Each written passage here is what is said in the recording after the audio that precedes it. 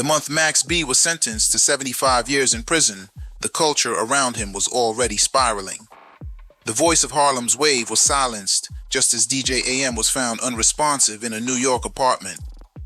Michael Jackson was finally laid to rest. Jay-Z was preparing to take over the charts, and Kanye West was about to crash the biggest stage in music. This is the month it happened. Before Max B disappeared behind bars, the world outside was loud, fast, and unforgettable. Let's rewind to a few weeks earlier and look at the month that shaped that time. On August 2nd in Rome, Michael Phelps anchored the U.S. to victory in a relay at the World Swimming Championships. It was his fifth gold of the meet, capping off a week that shattered 43 world records and stirred global controversy over high-tech swimsuits and the nature of greatness. 9 days later, on August 11th, hip-hop purists were watching something different. Slaughterhouse, a group formed with Joe Budden, Royce da 5'9", Joel Ortiz, and Crooked I, dropped their debut album.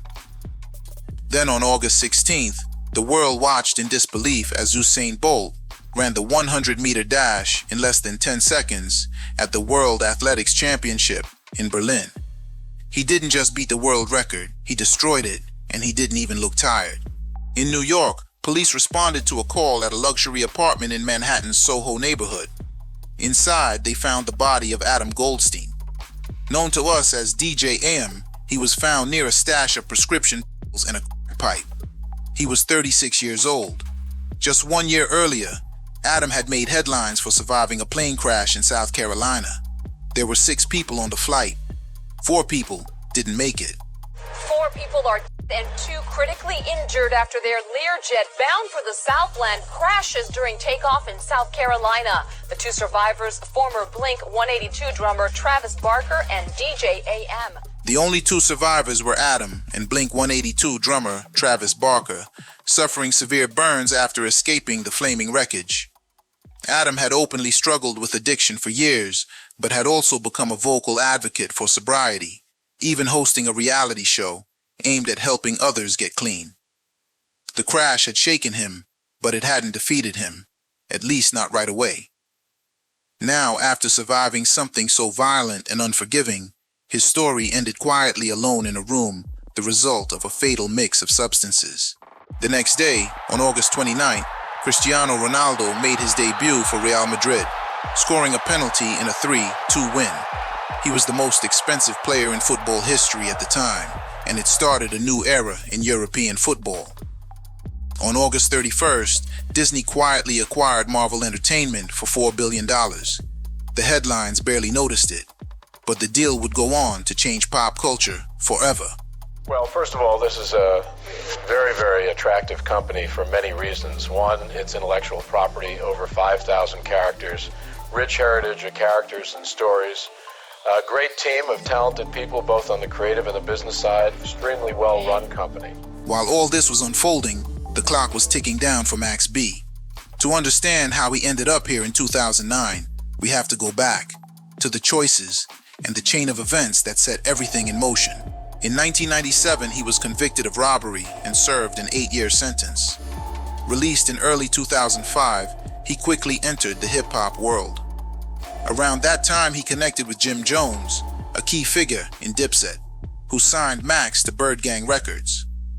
Max joined a roster that included Stack Bundles and Mel Matrix. Yes, the same Mel later convicted in the federal case involving rapper Tekashi 6ix9ine. Together, they formed the gritty backbone of ByrdGang's rise.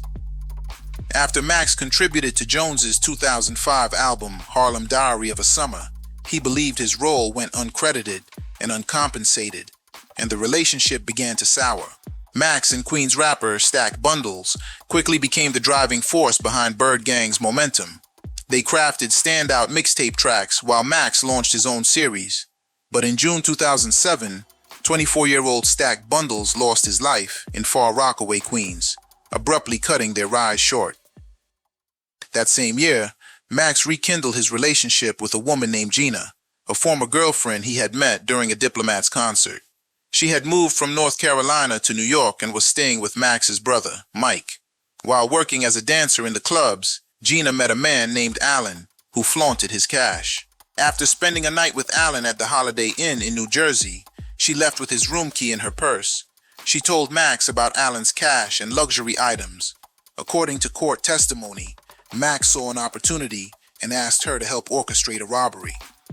On a night in September 2006, Gina and Max's stepbrother Kelvin went to the hotel. They entered Allen's room and restrained him and a female companion. They stole cash, jewelry, and clothing.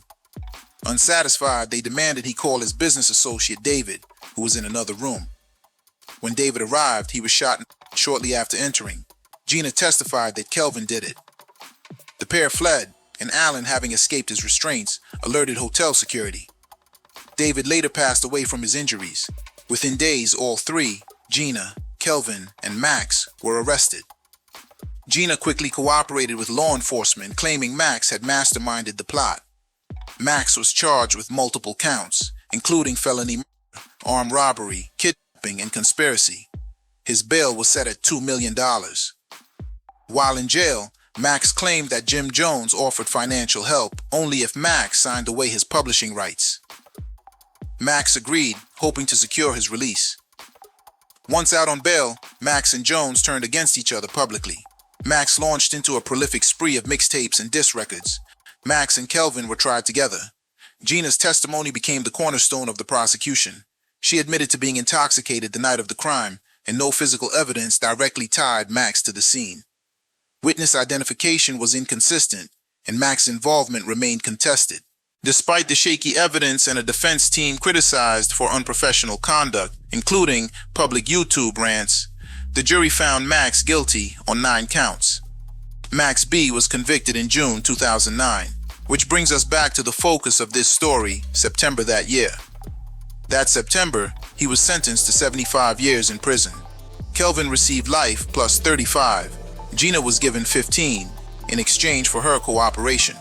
In 2016, Max accepted a plea agreement that reduced his sentence to 20 years. His scheduled release date is November 2025. That same day Max was sentenced, across the country, the body of Michael Jackson was laid to rest in Glendale, California. More than 2 months after his passing, the king of pop was finally buried. 5 days later, on September 8th, Jay-Z released The Blueprint 3. It became his 11th #1 album. Empire State of Mind, featuring Alicia Keys, quickly became the anthem of the city Max B once roamed. On that same day, Raekwon released Only Built for Cuban Links Part 2. It was a long-awaited sequel to his 1995 classic. 5 days later, on September 13th, the MTV Video Music Awards became the stage for one of the most surreal moments in pop culture history.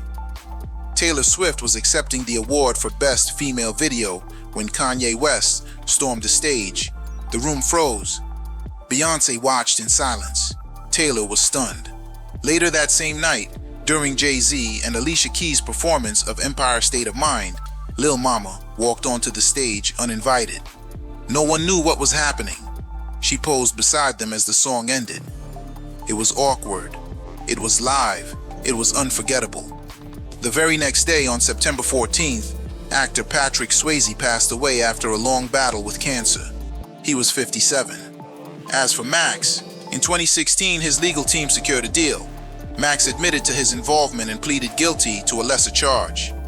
His sentence was reduced from 75 years to 20 years. Almost 2 decades after that motel robbery, Max B is now a free man. This was the month it happened.